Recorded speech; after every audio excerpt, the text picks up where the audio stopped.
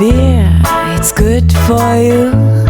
Hello and welcome to the video. Within this video I'm sharing an edited version of a very informative webinar held in March 2023 by the company I work for in Norway, where Andrew Patterson of Lallemand gave the very latest updates on Lallemand's latest and most popular yeast, which includes Norway Lager, Verdant and Lallemand's Farmhouse Saison strain. Other topics covered include updates on kveik yeast, co-fermentation, rehydration and attenuation. With so much great information I just had to share this, so let's get started. Andrew, nice to have you here with us. Thanks for taking the trip, Andrew. So you can tell us a little bit more about Norway Lager and the other yeast types you have. Cool, sounds good. Well, I'll go through Norway Lager first, and my Norwegian is absent, so apologies in advance. It's all going to be in English. But I'll give you the story of how we came to produce Norway Lager and why we did it. And actually, it's almost a happy accident that it's good for cold IPAs, because when we were first coming up with this strain, it wasn't really something that we thought about. These days, a lot of our strains are being created in collaboration with a company called Renaissance Biosciences, which is based in Vancouver. And those guys are experts in breeding yeast.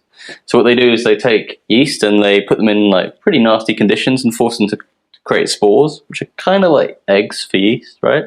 And then if you fuse those spores together, you can create a new strain.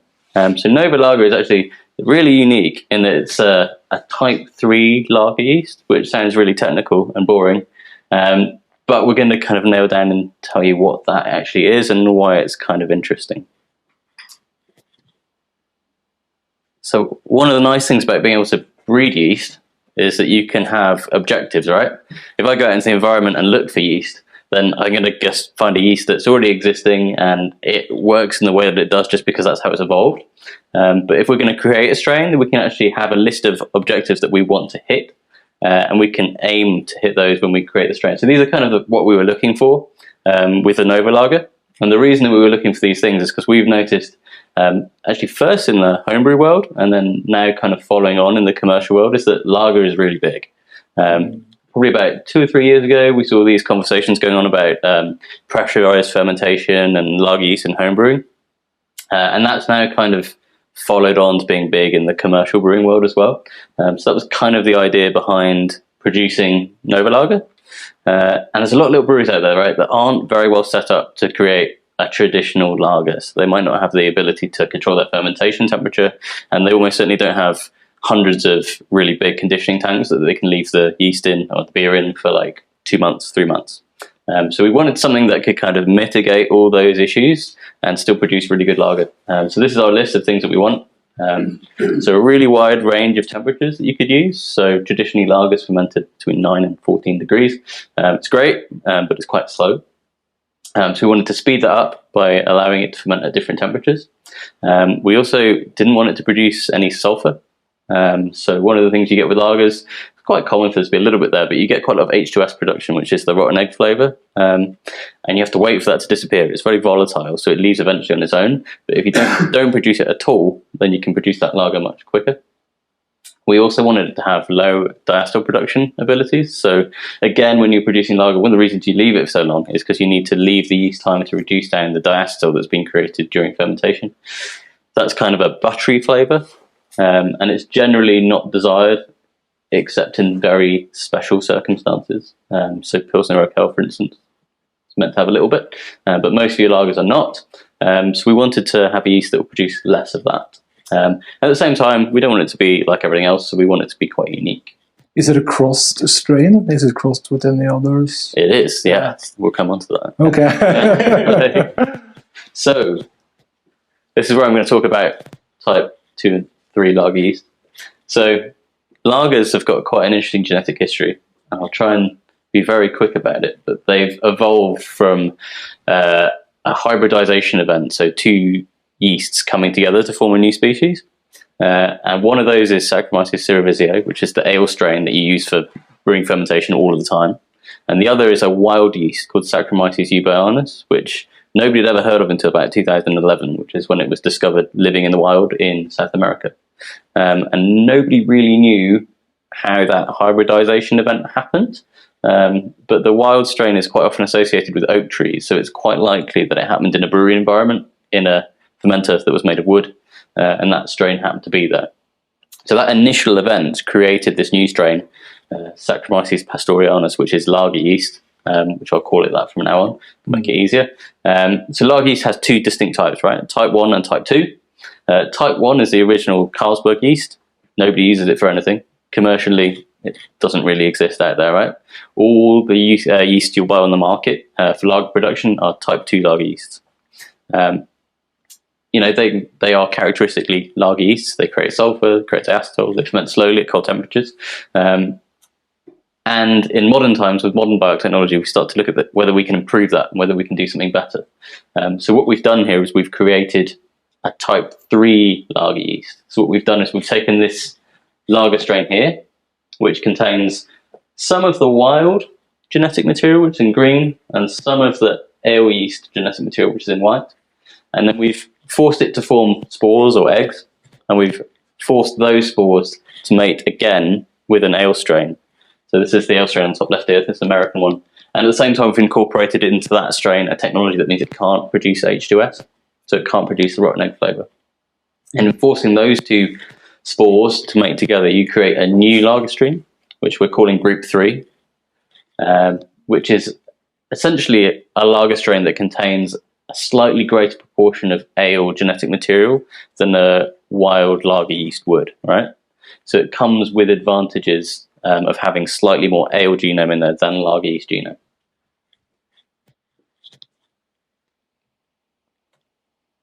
So that strain there on the left is Nova Lager, right? So we're going to talk a bit about the lab trials and what we've done with it. So on the right hand side here, you can see the temperature tolerance.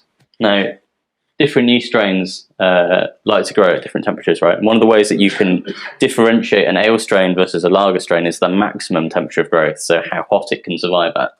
So this is just a test that's been done at 37 degrees, and you can see Diamond 3470 don't grow at all at 37 degrees. Farmhouse Saison loves it, absolutely loves it. And then these are two genetic hybrids that have been created by Renaissance, one of which is Nova Lager and one is a related strain.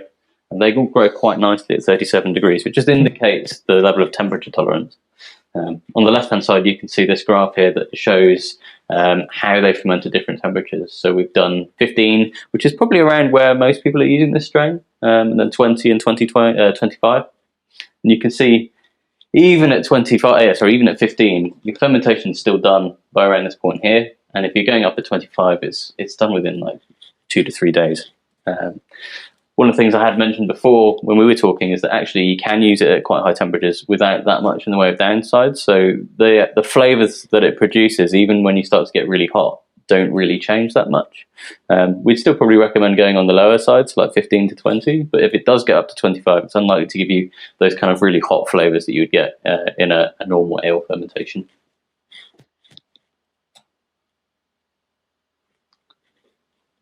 The idea of this really is just to show you that it does still taste like lager. So some people might expect that because you've got more of that ale genetic material there, you wouldn't have so much of that lager character. And this is just some sensory panel data that we've put together to show that that isn't the case. You're still getting that proper lager flavour from it. And at the same time, you don't have any of this sulphur down here, which is what you want to avoid in your final products. Like it's normal for it to be produced doing a lager fermentation, but if it's still there at the end, then it can be unpleasant. So this strain doesn't produce it at all.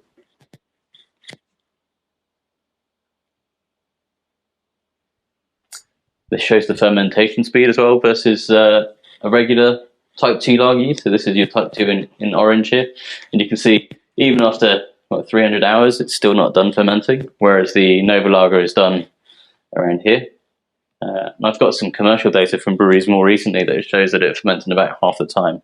And they've been really happy with that in the brewery because it means they can up their throughput. You know, they're an ale brewery, but they're producing a lot of lager now, and they can't give it a 2-month hang time. So if they can use a yeast that drops that fermentation time, then it gives them a real advantage. This is a fun experiment where we tried to force the strain to produce H2S. So that's the egg flavour. One of the reasons that flavour is produced is due to nutrient deficiencies in wort. So sometimes if you've got an ale strain that's kicking out a lot, it might be because there's not enough nitrogen there. So what we've done here is we've created a fermentation condition that's deliberately stressful. So it doesn't have enough nitrogen in that fermentation. So you'd expect it to kick out lots and lots of this flavour. And what you see here is that even in that specialist condition where we've tried to force it to create that sulfur note, it still can't. And that's just because that pathway doesn't exist in the strain. So it's not even that it's producing less, it just is not capable of producing it at all. So you've got absolutely none. It is actually in green, but it's directly behind these blue ones. So it mirrors the line perfectly. Appreciate it's not represented particularly well. This is one looking at Diastole Production. So on the left-hand side, you have uptake of valine, which is an amino acid which exists in wort, and diastole is produced in the production of valine. So if your strain is better at taking valine in from the surrounding environment, it will produce less diastole in the first place. So on the right-hand side, butane there is a fancy name for diastole. You can see the peak of diastole during fermentation is much, much lower. So your standard type 2 lager yeast coming up here to probably about 2,700 parts per billion. With the Nova lager, it's just over 1,000, which means that diastole will be mopped up much more quickly at the end of fermentation. So you get less of that flavour and you can take it out of the tank much quicker. It's quite a robust yeast type. So it's quite a robust yeast type. It can take a lot of pain. It can take a lot of pressure. That's what you want, really. I mean, one of the reasons, so Nottingham is one of our strains that's been the most successful over the years. One of the reasons is because it's really bulletproof. You know, you can knock it down to 12 by accident and it will still come back, and it can ferment into the 20s and it doesn't give you too many off flavours. So I think a strain that's truly flexible in the brew environment is quite important. Does it perform best under pressure, or it doesn't matter? It doesn't really matter. So pressure is something that's been spoken about a lot over the last probably 2 years, I think. And it depends how much pressure is the true answer. So if you have a degree of pressure but not too much, what you'll find is it makes your strain more neutral. And that's because it slows yeast growth. So you get less ester production and less of that flavour. But if you go too high, it slows the yeast growth to the point that it stops fermenting at the right rate, and you get stunted or incomplete fermentations. So, you know, if you're going to ferment under pressure, just don't be putting it under like 2 or 3 bar, because it's going to be inhibitory rather than beneficial. But a little bit of pressure is always nice. It's, you know, in a commercial brewery, it's good practice to have a little bit of pressure under it, because it means that nothing can get into the tank, because there's always a positive pressure of things getting out. That doesn't work if you get to a really big brewery, because the tanks are so tall that if you pressurize them, it's dangerous. A little bit of pressure is always quite good. Just don't go too much. And this is the kind of profile we get from it. So, as you said before, it's very, very clean and very, very crisp, and it's noticeable that sulfur note isn't there. Because even if that sulfur note's there in a tiny amount, you still get a sort of strange kind of sulfur, not that, almost like a lack of cleanliness type flavour to it, and that doesn't exist with this strain at all. At the same time, one thing that we do see is kind of an apple type flavour. So kind of not like an acetaldehyde like green apple, which would be a fault, but kind of like a light kind of red apple type note, which is more noticeable sometimes than others. I'm not entirely sure why. There's a lager brewery in London that's been using it, and they get it and they ferment it about I think about 17, and then there's a brewery that I spoke to recently in Birmingham who use it at a similar temperature and they don't get it.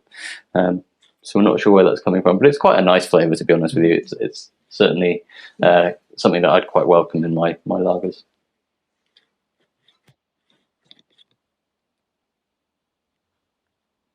So this is kind of the vital statistics of the strain.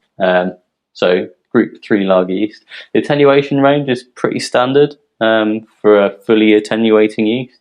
So you probably see some strains down into the mid-60s, but mid to high 70s is pretty normal for most lager yeasts. Our recommended temperature range is 10 to 20. What you would have to probably vary a little bit is the pitch rate if you went really cold.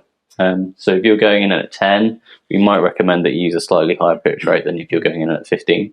But one of the reasons that this strain has become quite popular is the pitch rate is actually lower than a standard lager yeast.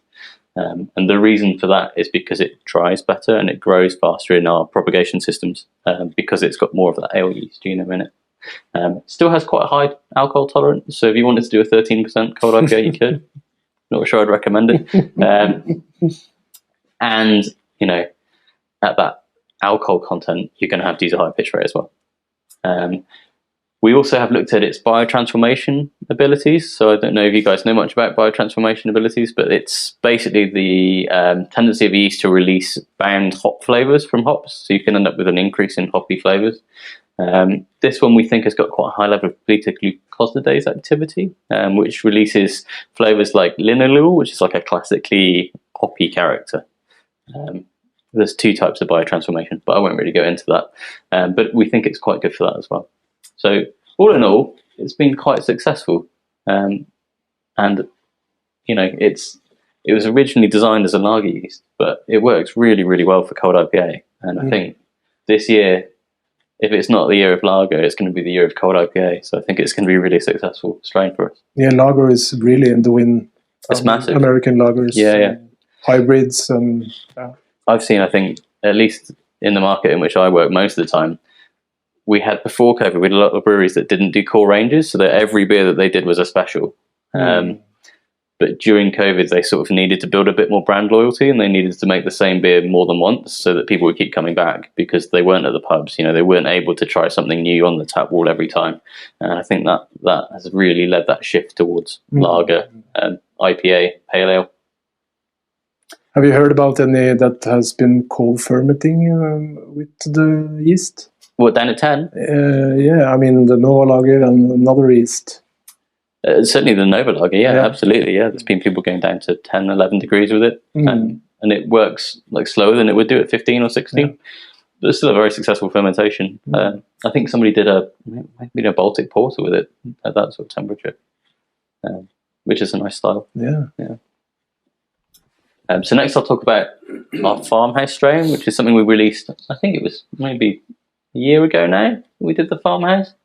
And again, that's a strain that we've developed with Renaissance, and again, it's a strain that's designed to target a specific problem within breweries, and that problem is diastaticus. So we'll talk a bit about that, because it's a huge subject. Diastatic is basically a yeast that can ferment a greater proportion of the wort sugars than a normal yeast would, and therefore continues fermenting further than an ale strain or a lager strain would, which is great if you're trying to produce a really dry saison, and not quite so great if you get it in your pale ale and then you put it in a can, because they all go pop. So we were basically looking at a solution for that particular problem. This is what wort looks like, right? So wort is basically a sugar solution. You've got lots of different types of sugar in it. Glucose, maltose, and maltotriose. All of these are fermented by yeast quite happily, so they use them all up. And then at the end of fermentation, you have these things called dextrins that are left over. And that's, you know, if you've got a beer that finishes at like 10, 20 gravity points, 2.5 Plato, that's what's left. It's those dextrins. And they are long-chain sugars. And SDA positive or diastatic yeasts can eat those, right? So you'll think at the end of fermentation that your ferment is completely finished, and it's not doing anything, and you're going to put it in a bottle and you're going to put the lid on and it's going to be absolutely fine.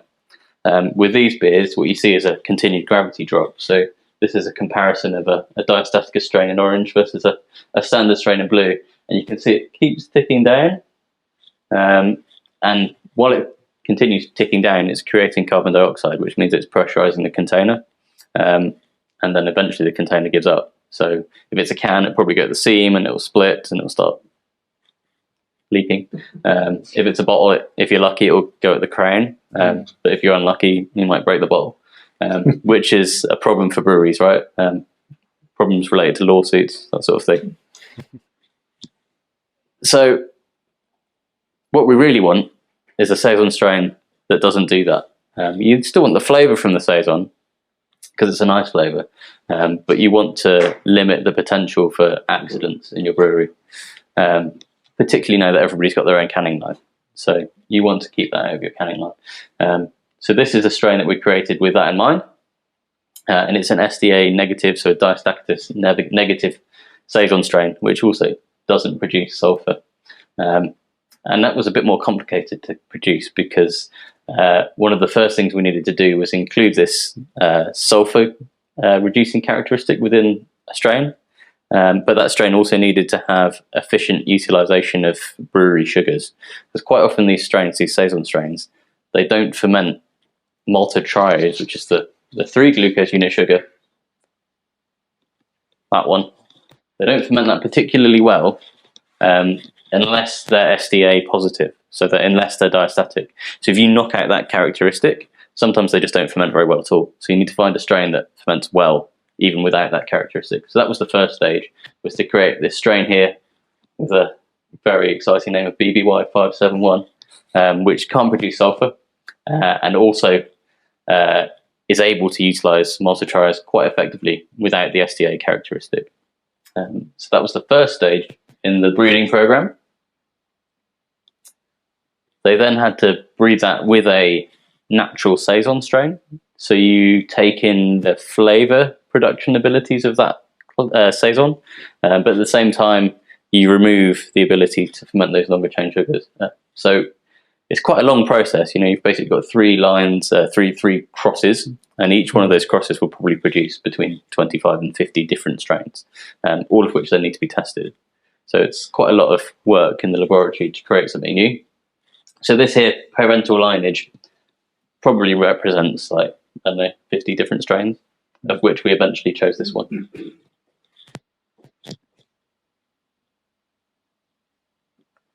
And this is how it works. So it's quite different to our Bell Saison. I don't know if anybody's tried our Bell Saison strain, but it's quite a peppery strain, and it's quite aggressive during the fermentation. This one's probably got a slightly more tropical kind of note to it, so more of a classic Belgian style Saison. West Australian is the kind of flavour I get from it. So it's slightly different, and we kind of did that deliberately because we wanted it to be unique and slightly different from our regular Saison strain. But this is what we get from the Sanitary panel. So quite a lot of tropical fruit, and then that pepper flavour as well. And that does vary according to temperature. So on the right hand side here, you can see that banana tropical fruit characteristic will increase going up towards 27 degrees, which is about where you want to ferment a Saison strain. And at the same time, this clove characteristic drops. And that actually is interesting because clove shouldn't drop, right? It shouldn't drop at all because it's malt derived, that flavour, so it should be fairly constant. But actually it's a masking effect. So as you ferment higher and you get more of those tropical fruit and banana flavours, you actually end up basically being able to taste the clove flavour less. So it's still there, it's just you can't taste it as much. You'll see it attenuates to 82, which is about what you'd expect for a regular ale strain. Saison strain, you're probably talking somewhere in the region of 90-95% attenuation, so much higher. If you wanted to achieve that effect, because some still want that dryness in the product, you would probably look to use enzymes within the mashing process or mash for longer at a low temperature, and then you get that attenuation up. So yes, this strain won't attenuate to the same degree as the Saison yeast, but if you wanted it to, you could find a way around it, right? And then you'd have the flavour that you wanted and the attenuation that you wanted. It doesn't flocculate particularly well, which is fairly standard with yeasts like that. And it has a very wide temperature range, so you can use it between 20 and 30. I'd probably recommend going on the high side because I like my Saisons to have quite a bit of flavour to them. But if you go on the low side, you can make something that's almost reminiscent of a lager, and I've done that in the past where I've produced like a 4.5% Saison lager thing, which is really nice to drink in the summer. So next I'm going to go through the story behind Verdant. So this is a different strain, right? This is not produced with Renaissance. There's no breeding that happens here. This is purely a story of how we work with breweries that we get on well with in the business. So Verdant are some guys that are based down in Cornwall. This is the head brewer here, James. That was their old brew house. So you can see they started on fairly rudimentary equipment, just kind of single skin vessels with wooden tops. And you'll see that they've changed somewhat to that. So really nice, shiny brewery. They've actually got, I think they've got 2 mash tuns. Not sure they need to, but they've got to. And we have a really good relationship with them, right? So we do quite a lot of work with them. They're based down in Cornwall, which is the far southwest of the UK. I live in the west of the UK, and it still takes me 4 hours to drive there, so that's how far away they are. The roads kind of just stop. But it's a very nice place, a nice fishing town on the south coast, and they've got a really nice fish restaurant there as well. So we worked with them a lot in the past on the Verdant, but we've also worked with them on the Nova Lager. So we've done a cold IPA with them, and this is when I was there on Brew Day, doing the cold IPA with them. Anyway, going back, I think it must be 5 years ago now, they approached us and wondered if we might be able to do something with their house yeast that they were using for their fermentations. And we said, well, we'll look at it. We'll see if we can isolate a strain from it. And we isolated 3 yeasts from that house culture, one of which was to become Verdant, which we now sell. But it's quite hard to come up with a strain like that where you never know it's going to work. So when you dry yeast, not all yeast like to be dried very much. So there's actually quite a high chance that even though we isolated one of their yeasts, it wouldn't actually want to perform in our factories. We got lucky here. It actually grows really, really well, and it dries really, really well. So it's been a success for us.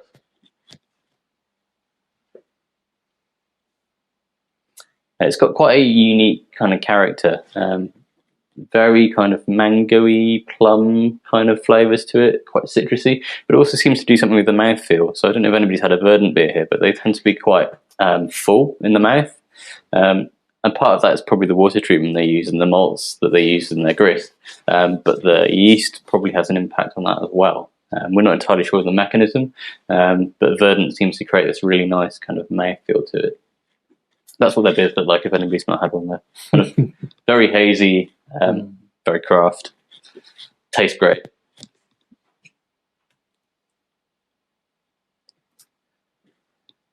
So when we've taken this yeast in, we then have to characterize it, and this is all work that we've done in our own labs. So when we work with Renaissance, we do some work in their labs and we do some work in our labs.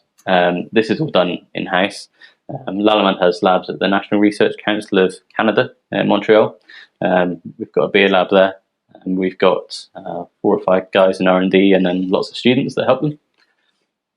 And they'll do a whole series of kind of different fermentations, looking at the properties of the yeast in different conditions, and they'll come up with something that looks like this. It's like the Bible of the strain, and each of the strains has that particular Bible. And what I've done is I've taken that Bible and I've distilled it to 4 bullet points. So probably be unpopular with somebody because that's a lot of work that they did. But it ferments really nice and quickly. 5 days at 20 degrees. I'd probably play around with that. If you want to go cleaner at 17 degrees, it works well there. But I like it between 22 and 23. It has a medium to high attenuation, and it does seem to have a lower affinity for maltotriose than some strains would do. So, strains like Nottingham will probably just zip to 82% really easily. This is probably going to be more like a 75, I think, most of the time, depending on the mash temperature you use. So if you go in at a higher mash temperature, you'll find that this one doesn't ferment quite as far. And if you go in at a lower mash temperature, it'll probably do the full range attenuation. It does flocculate reasonably well, although that does seem to be quite variable. So one of the most common queries I get from breweries is this strain isn't flocculating like I want it to, which isn't necessarily this strain. It happens with all the different strains, and it doesn't seem to have any pattern to it. So people that are trying to make really hazy beers quite often assume that yeast is the main driver behind haze, and that isn't necessarily the case. If you look down a microscope at a German wheat beer, for instance, you won't see any yeast. All that comes from protein from the wheat, and it's quite often the case with a big hazy IPA as well. But yeast does seem to have a role, particularly when you combine that with dry hopping. So yeast and dry hops together seems to make a greater haze than maybe yeast would on its own. It's quite complicated, and nobody's quite sure the mechanisms behind it yet, but it's being thoroughly researched at the moment. And then, optimal temperatures, as I said, between 18 and 23 degrees. I actually think this is one of our most flexible strains. Is this crossed with the Belgian strain? No, this is it's probably historically an Old English strain. Okay. So there's quite a lot of yeasts out there that have kind of English regional brewery heritage. Probably in the 50s to the 70s, there was a great deal of consolidation in our ale brewing market. So you went from having probably every town had a reasonably medium to large size brewery to there being like 2 very, very large breweries. And a lot of that yeast diversity was lost along the way. But a lot of these strains that are coming out now are probably from that sort of original line of regional breweries in England. I heard you shouldn't ferment this under pressure. Is that no, you can. Yeah. Again, it depends on like what you're aiming for. One of the reasons that I really like the Verdant is because it's quite flavor active. But if you're going to ferment at high pressure, it's going to produce way less flavor. So it's, you might be losing something there. But at the same time, pressure can be useful if you can't control your fermentation temperature and you're going to be fermenting warmer. A bit of pressure will help prevent that much of the aroma production. It doesn't produce as much alcohol as some. So our Nottingham can go up to 14, and I think I've pushed it to 15.5 before. This will only do 10, and then it gets a bit grumpy. Doesn't produce any of that phenolic flavour which you get with Belgian strains. So again, no Belgian lineage there. You don't really need to know about killer properties. I don't know why that's on the slide. Some strains will produce effectively competing factors to kill off other strains, particularly wine strains do this. So they'll basically create a protein that kills other yeasts around it. And some strains are more sensitive to that than others. So Verdant doesn't like it. Don't try wine yeast at the same time. And then pitching rate, 100 grams a hectolitre for the strong beers, 50 grams a hectolitre for the standard strength beers. So just as an example of fermentation, the kind of time you would expect it to take. So a standard 12 Plato beer, 48 gravity, will be done between 2 and 3 days quite easily. I already spoke about that a bit. This is the attenuation again. It's just that the maltotriose, it doesn't love it as much as it likes some sugars. So if there's more of that maltotriose there, you probably see a slightly lower level of attenuation than you would see with maybe a Nottingham or a BRY 97 type strain. And you can influence that with your mashing technique again. So change that mashing temperature, change the grist. You can up it if you want a greater attenuation, lower it if you want, other way around. Up it if you want a lower attenuation, lower it if you want a higher attenuation.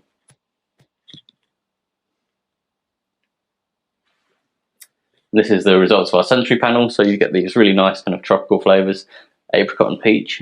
But the one thing I like to note quite often about Verdant is you quite often get this vanilla characteristic that people talk about, which is a weird one because it isn't something you would normally expect from a yeast, but it does exist in fermentations using Verdant. And that actually makes it quite good for dark beers as well. So it's one of our more flexible strains. You can use it for these big, thick, juicy IPAs and it makes a really nice beer. But I actually really like it in a stout as well. So Unity Brewery, who were in Southampton, they did some really nice stouts with it. And it was really fantastic. And when you do that, that vanilla character seems to really shine through. I've just ended. I'm going to go back a slide so it doesn't go. So that's the 3 strains I was going to talk about today, the Verdant, the Farmhouse and the Nova Lager. But if anybody has any questions, I'd love to hear them. So I think we've got some online probably coming through. But if anybody in the room has any questions, shoot. I'll try my best to answer. I just wondered what's important to think about if you're doing a co-fermentation. Is it important to pitch the one yeast strain before the other, or can you do it simultaneously? Or kind of depends what you're trying to do, right? Yeah. And it depends on the strains that you're using. So let's say you were using our Windsor strain. Windsor doesn't ferment maltotriose, so its attenuation is lower than other strains. But if you wanted that attenuation to be high, you could pitch another strain at the same time. But the Windsor's quite flavour active, right? So if you want to get the most from that strain, from a flavour perspective, you might want to leave pitching that other strain until a bit later. So you might pitch that Windsor first, and then towards the end of the fermentation, when you want to finish it and dry it out, then you can pitch something else. Then there's other strains that you probably wouldn't want to pitch together. So, for instance, our Philly sour strain, it creates lactic acid, but it creates lactic acid from glucose. Glucose is about 15% of the sugars in a brewery fermentation. So if you were to pitch two strains at the same time, they'd compete for that sugar because that's the one they like to eat first. And therefore you'd see less in the way of sourness using that strain if you were to do that. So if you wanted to use two strains, you'd have to pitch the Philly sour first and then pitch another one later on. So it's always worth kind of thinking about what each strain will bring, and then how you could influence it to do the fermentation as you work. Any other questions? I did have one question come in beforehand of the let's go with that one. webinar. It's about reusing yeast. And is there any data on how it affects every time you reuse? It's probably different between strains. Yeah, it is, and it depends on how you store it, how quickly you do it. I mean, they're very, very simple. It's a case of emptying your fermenter, removing all the beer, and then collecting the slurry. It depends on kind of where you get the slurry from. So if you're using a conical, you'd probably want to ditch the stuff that comes out first because that tends to be dead or old.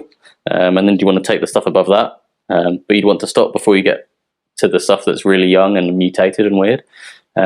So it is quite complex, and then you probably want to use it within a week, I'd say. Best practice, you can get away with a lot, but the best practice would be to use it within a week. And if you're taking it from very strong fermentations, I probably wouldn't bother because it's quite stressful for the yeast, so it won't like it very much. One thing you do have to consider, especially on the home side, is that if you're going to repitch a strain, yeast requires oxygen or air to create sterols, which it needs for its cell wall to be able to survive through another fermentation process. So if you aren't able to oxygenate or aerate that wort for the second generation, it's not really worth doing, because what you'll see is that the fermentation will end early. You probably see it stop 5 to 10 points above where it should. And you'll end up with a stuck fermentation. You'll have to pitch new yeast in anyway. So you would need to oxygenate or aerate. If you're using oxygen, you can use it straight. If you're using compressed air, it needs to be sterile filtered, which, on the home scale, that's adding extra complexity. In a commercial brewery, you'd likely have that stuff in-house anyway. It's a process that you ought to control. That being said, you can get away with a lot of kind of not quite so good practices. I remember when I was at university, the brewing professor there used to use yeast that was like a month old. He'd just add more of it, and the fact that half the cells were dead wouldn't matter because he'd added 200% too much. It's not how I'd advise making beer, but it can be done. How many generations can you reuse these? It depends kind of on the yeast strain and the fermentation environment that you're working with. So you'll have heard of old breweries that go indefinitely, right? They've never changed their yeast. And they tend to work with open top fermenters, and they take the yeast from the top. And that's very unstressful for the yeast. If you're using a conical tank, especially in a big brewery, it's got a lot of pressure on it from above, and that pressure will eventually start to cause the yeast to deteriorate and mutate. And you'll probably get between 6 and 10 generations out of a commercial strain like that. But then there's breweries that say they've never changed their yeast, which is bad for business. Yeah, if you do the top harvesting, you can. You can. Yeah, there's a few, and they'll tend to. You don't see it very often, but they have like a suction lance or like a spade, and they'll suck the yeast off the top. It's quite cool to see. But you will find in those breweries that it drifts, right? So, they might have used the same strain for 50 years, but it won't be the same strain that they started with. It will have changed slowly over time. And an open top system isn't the most hygienic, so you'll probably end up having to clean the yeast every now and then. So there's a process called acid washing, which you will probably never do on a home scale, but commercial breweries will take that yeast and they'll drop the pH to 2. And that will kill off bacteria, but the yeast can survive it. So you drop your pH to 2, let it sit for a bit, and the yeast will be okay, but not very happy. The bacteria will die, and then you'll pitch it into the fermentation, and that sort of clears it up for the next fermentation. Bad practice to do it a lot. probably be better off refreshing your strain and starting again. But it's, if you're indefinitely using your yeast, you will have to do that at some stage. There was one question related to it from Torfinn. He asks if you have any comments on dropping new wort directly onto yeast with harder oxygenation. He comments on. He calls it chain smoking. I'm not familiar with that expression. Chain smoking is very bad for you. So the question is actually, do you have any comments on chain smoking? But that's kind of yeah, don't do it. No, if you oxygenate your wort, it will probably work. You won't have much control of the pitching rate, obviously, because you're just dumping it on top. And you won't have much control on the health of that yeast because the whole population is there, the dead ones and the mutated ones. But it certainly can be done, yeah. I wouldn't recommend doing it too much. It can be done. Any other ones? Any questions from the room? There is one more from Frode. He asks, when you are repitching your yeasts, do you have to take into account a higher attenuation? He says he has experienced that with White Labs 2 English Ale. So there could be two things going on there. One is if you have an initial pitch that isn't the healthiest, you might find that the attenuation isn't as good as it could be. And therefore, on the second generation, when you've got a greater population of yeast there, you will have a better fermentation and higher attenuation. The other option is that he's got a diastatic infection, and it's increasing the attenuation that way. I would probably suggest in this case, it sounds like it would be the former. So it's probably a fact that the initial pitch, the health of the viability wasn't as good as the second yeast. That would be my suspicion. Yeah, because it's not supposed to evolve into better attenuation. No. There's another cause. Yeah, so it won't evolve into better attenuation, but it might be conditioned to be better at fermenting. Yeah. So I can ask a question. Go for it. Okay, it's not only, of course, you are into yeast. Yes. But you're traveling a lot around. Yes. Yeah. And you meet commercial brewers, you meet the homebrew scene all over Europe. So what is the trends that you see regarding beer? The biggest trends, beer styles wise, it is lager, definitely. Yeah. So I mean, we've done a lot of work over the last few years as to what we should be targeting strains at, because obviously you want your strains to be successful, and you need solutions for the styles that people want to brew. And all the work that we've done in it suggests that IPA isn't going away. So it might mutate. There might be new styles that come up around it, for instance, like cold IPA, but that's going to be a trend that's here to stay. And at the moment, cold IPA seems quite big, and then the West Coast style seems to be kind of in vogue a little bit as well. And then lager is absolutely huge, and that's something that I expect to be the case for the next couple of years at least. Over the last probably 5 years, we've seen, how craft brewing is, you get these sort of trends that come in waves and then they go. I think IPA is always here to stay. Lager's probably here to stay, and then there's the niche ones that come along might be less kind of lower staying power. So I think the kveik beers, we've seen them really drop off. They were really massive for about 2 years, and that craze seems to have died down a little. We've got lots of those strains within our collection. We've released one, but at the moment, I'm not sure that there's the market to release another. So they've dropped off. But lager and IPA will definitely be here to stay. I feel like the monster stouts, I mean, the really big, the high alcohol stouts are on their way up, and been for a while. But from a home brew perspective, it's quite difficult to create it without the alcohol taste being too dominant, I feel. I think you're right. I have seen there's definitely been like a slow trend towards that. I don't think it's ever going to be massive business because there's a limit to the number of 12% stouts you can drink in an evening.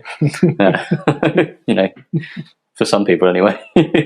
But yeah, it is hard to do it at the homebrew scale without getting that hot character, the kind of like boozy sort of character to it. I think probably one of the best ways you could maybe avoid that would be to ferment cold in the winter and use a very high pitch rate, and then make sure it comes off the yeast quickly. So you get those boozy flavors from a hot fermentation that's going too fast. So if you can cool it down, then you can control that to a degree. But also because you get very stressed yeast in a nasty environment, they sink to the bottom and they die faster in that sort of fermentation environment than they would in another. And then you get that sort of savoury. I think do you get Marmite in Norway? No, it's like it's a spread that you put on toast and bread. Vegemite, that's like the Australian version, but it's made of dead yeast and salt. So they make it in the same place in the UK as they make lager in Coors and Burton-on-Trent. And what they do is they take the yeast and they boil it with salt until it turns black, and then they spread it on toast. Sounds great. Anyway, that's the flavour that you get in imperial stouts that have been allowed to ferment on the dead yeast for too long. So if you can get that off quickly, maybe rack it in a couple times into clean tanks and leave that behind, then you won't get that flavour. And next time I'm here, I'll bring Marmite. Their tagline is either you love it or you hate it. And yeah, I hate it. But some people like it.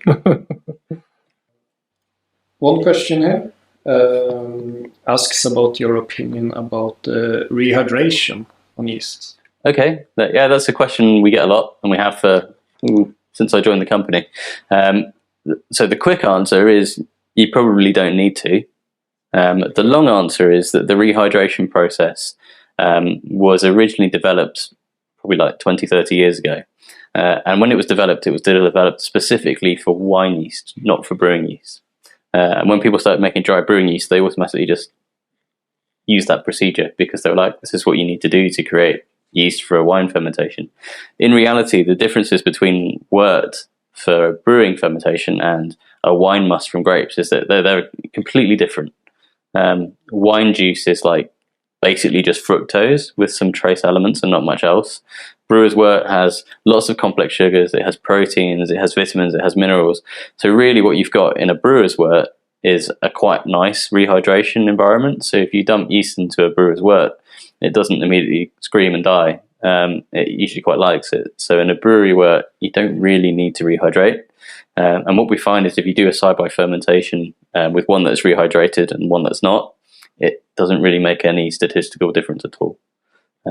So it's something that we've recommended in the past, but now we sort of don't really recommend that you do it that much. There's one caveat, and that's if you're creating something that's really sour or really strong, that's not quite such a nice environment for the yeast, so then there might be some advantage to doing it.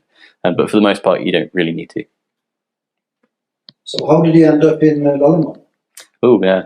I've got a biochemistry background, so I studied biochemistry, and they sort of push you towards pharmaceuticals or finance and insurance because you can do numbers, which isn't very exciting. And I didn't really want to do that, so I looked at master's courses in Edinburgh, which is where I lived at the time, and there was one in brewing and distilling, which I quite fancied. Actually, I wanted to look at distilling, but the thing is, if you work in distilling, you basically have to live in a really remote part of Scotland, right? And all my family lives in the south of England, so it's, quite a long way from family and friends. So after completing the degree in brewing, I decided to go work in breweries, not distilleries.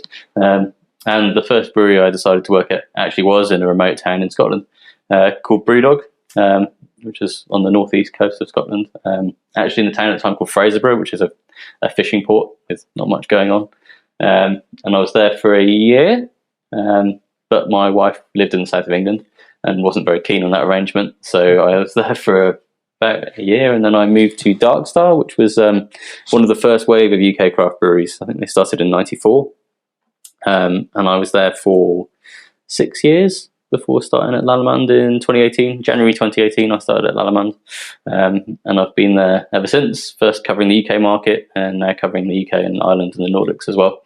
So yeah, I get to get out of the house a bit, which is nice. Go to all the cold places. I think one day they'll give me somewhere warm. Yeah, that's how I got into it. I quite enjoy it though. It's fun getting out about and speaking to like-minded people, and we support home brewers just as much as we do commercial brewers. Quite often commercial brewers are home brewers originally, right? So they've started their their brewery up with a home brewing background. So it's good to kind of socialize and work in both markets. I was actually in Helsinki 3 weeks ago doing the BJCP judging exam, which was fun. So I can now judge BJCP competitions, which is nice. They had 2 horrible beers. They gave me a Belgian triple that they'd put 20% vinegar in, and then there was something else that topped up with apple juice, and you were drinking it like there's something wrong with it. I don't know what's wrong with it, but there's something wrong with it. Turned out it was apple juice. So, yeah, that's how I got into Lallemand. It's fun. It's fun business to work in, and you know that you're exposed to so many interesting people because we don't just work in brewing. So we meet winemakers and distillers and people that make cheese and people that make fuel ethanol. No, not quite so interesting, but yeah, there's lots of cool industries that we work in. There's come in a few questions here, actually. One is kind of obvious, as a welcome to Norway question. It's obviously about kveik. You were actually the first company to make a dry version of kveik commercial. Yeah, I think so, yeah. I'm not sure there is another dried one, actually. There has been a few after. Especially the Voss strain has been made by quite a few companies now, but I believe you were the first one. I think so, yes. And that revolutionized the way we could distribute kveik. Believe it or not, the way we came across that didn't even involve Norway. It was quite strange. So my colleague Robert, who's based in the UK, was at I think he was at a homebrew competition somewhere like Slovenia or somewhere, and somebody handed him this beer and said, I made this and I fermented it at 37, and he said, don't be stupid. Nobody does that. And then it turned out that he'd used this kveik strain. So Robert got in touch with various people around Norway and collected I think like 30 different cultures, one of which was the Voss strain that we eventually launched. But yeah, the initial kind of seed for that idea, we didn't really know anything about them. So it was a homebrew thing in Central Europe that, sparks our interest. Are you thinking to lancate more kveik strains? So we do have several, and we've thought about it. The issue we have is that actually the fermentations that we do with them, they actually don't tend to come out that different. So the Hornendal one, which we've got, actually comes out quite similar to the Voss. And, is there any need to launch something that essentially does the same job as the one that we've got already? Not sure that there is. So at this stage, probably not. If there's like a wide kind of resurgence of interest, then we might look at it, but not at this moment in time. Have you looked into any mead yeast? So mead is something I actually get. Mead is something that Lallemand doesn't really know what to do with at the moment, right? So we've got Lallemand used to be called fermented beverages, and we used to lump together wine and distilling and brewing, and now we don't. So we've got a wine division, we've got a distilling division, and a brewing division, which means nobody really knows who owns mead. And in reality, most meads are made with wine yeast, because it's a simple sugar. So you would tend to use like an EC 1118 is probably the basic strain that you would look at, which is one of our wine division strains. And then beyond that, you might look at some other interesting strains, but they're all mostly from the wine catalogue. So usually I say to my colleague Sigrid, who's based in Denmark, who knows a lot about mead, can you help this person with mead, please? She'll talk to them. What about the cider? Have you done some work with that?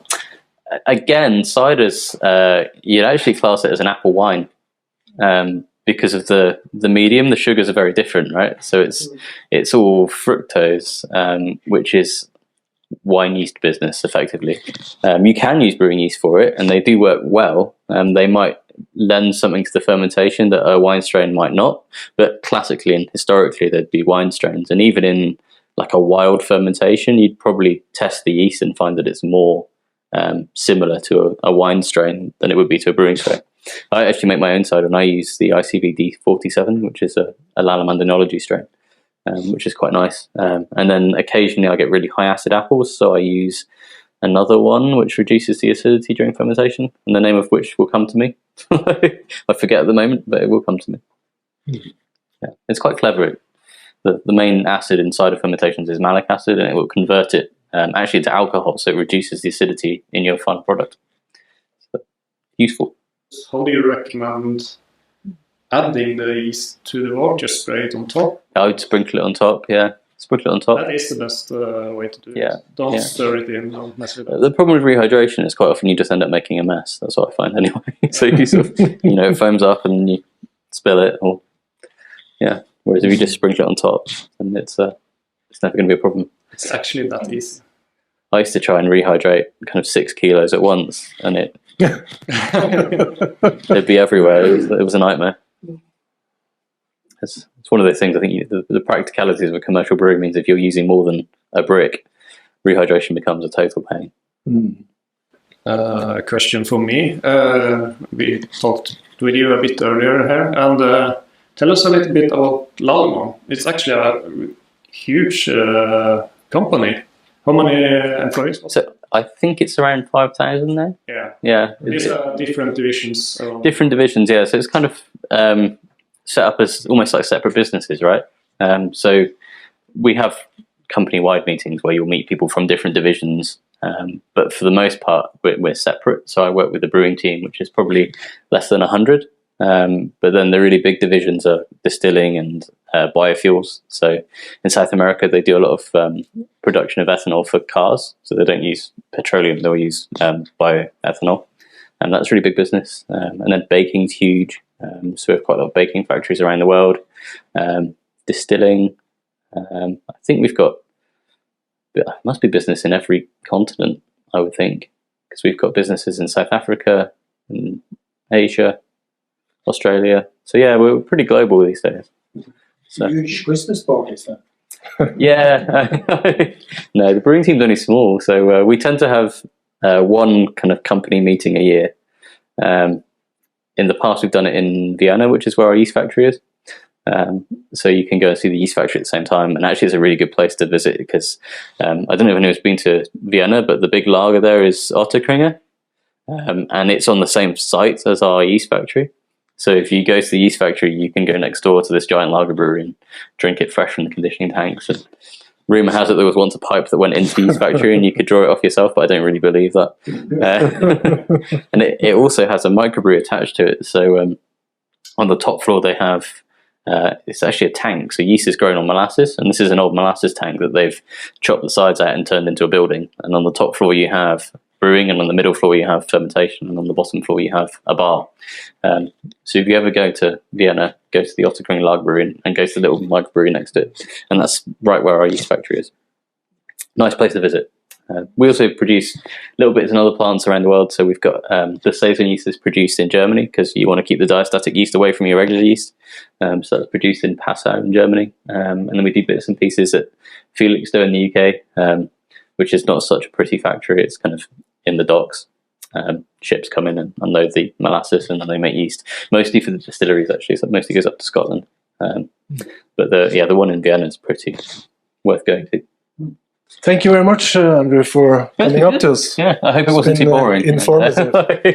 Really good. And obviously, if you get any questions since or after the talk, we will. Yeah, shoot them to me and I can definitely help out. Yeah. Thank you. Thank you.